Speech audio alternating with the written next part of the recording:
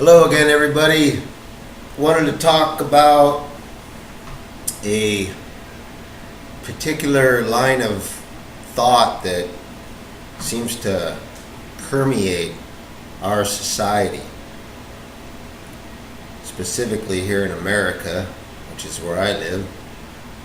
So I'll just address what I see in my own country. Probably goes on in other countries too. It's the ever so famous, often so misquoted and misunderstood statement. Judge not, lest you be judged. And no, I'm not going to talk about what I've talked about in a video called Trying to Clear Things Up. So, anyhow, judge not lest you be judged. And in the same way that you judge, you'll be judged. Some translations amplify it a bit. It says, don't judge and criticize and condemn others lest you be judged, criticized, and condemned in the same manner. What virtually everybody leaves out is a statement made about 12 seconds later, giving the fact that people generally talk at a certain speed. 15 seconds later, it's only, I think, 5 verses. So how long does it take to say 5 sentences? And it says, so I'll back up, judge not, condemn not, criticize not, lest it be done to you in the same way. Comma, skip down a couple verses, and he says, how can you say to another, you have this, that, and the other thing wrong with you? You have a speck in your eye, so to speak. I see this is wrong with you. Oh, you have a speck in your eye. It's like walking up to somebody and saying they have a dandruff on their shoulder. It's a speck, but you see it. So he says, why do you go up and say that there's a speck in someone else's eye when you have a telephone pole in your eye, or a beam, a 2x4, ad infinitum? It doesn't stop there.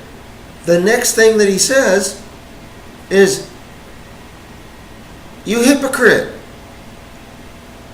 You're being a hypocrite. Then what does he say? He tells us what to do to not be a hypocrite. He tells us what to do in his next words so that we can judge properly, criticize properly. What does he say to do? Because like I said, this part never gets quoted. They just cut it off at judge not lest you be judged. And in the same way, you are condemned as you condemn others. But his next words, right after he says, you hypocrite, how dare you go up and tell the other person they have a speck in their eye when you have a beam in your own eye. He says, you hypocrite, listen, first go and remove the beam, the plank, the telephone pole, the 2x4 out of your own eye. In other words, judge and criticize yourself and remove whatever is there that needs to be removed so that you can rightly judge another. Okay? That's what he says to do. First, do this, and then you can see rightly and clearly to judge and criticize correctly. So in effect, he's saying, judge not lest you be judged until you first do what I tell you to correct your own life. Criticize your own life. Judge your own life. The scripture says elsewhere, if we judge ourselves, we will not be judged. It goes hand in hand. Judge not lest you be judged. It doesn't say never judge. It says clearly, remove the log out of your own eye so that you can see right and judge right. In other words, get your house in order, and then you can judge and criticize. It's okay to do it as long as you're not being a hypocrite. As long as you're not wearing a mask, an actor. That's what the word means. You see? So, you judge your own life. You criticize your own life. You clean it up. You don't sweep it under the rug. You do what you know has been revealed to you that you need to correct. And then, when you see others doing that, then you can go and correct them after you've corrected yourself or been corrected by others. So, get rid of the whole misnomer that you're not supposed to judge. Because when you read the 6 or 7 verses there in Matthew 7, it's in Matthew 7, don't stop it. Judge not lest you be judged. People would think that that's the entire chapter. It's not. He tells you what to do first. And for good reason. Because in another place, he says, have I not called you judges? What does a judge do? He criticizes. He condemns. He judges. He also says to people when they're doing the right thing. Right? He judges rightly, no matter if he's judging something good or evil. But he judges people correctly. That's why we have judges. The people think unless you're wearing a black robe, you're not a judge.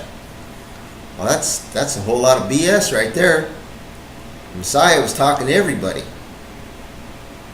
You know, so anyhow, don't be afraid to judge so long as you see clearly. And I've already explained how you see clearly. It's very simple. Believers and non-believers and golly, it seems like the whole country is bent on telling everybody, don't judge, don't judge, don't judge, you know. That's not what a human being is supposed to do. See, supposedly, judges are above reproach. Okay? They're appointed to be a judge because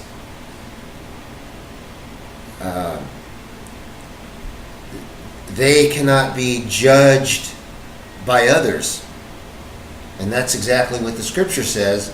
He that is spiritual judges all things, But he himself is not judged by anyone. Well, that takes quite a bit of doing, work. It takes discipline. You got to make, 1.5 million changes in your life. But at least in the areas that you're going to judge and criticize others, have that part of your life clean, so that you can take the speck of dandruff off their shoulder, because you've already looked at your own shoulder and got all that stuff off. So those are my thoughts. I believe that's what the scripture is teaching. If you find otherwise, please judge me. Take care.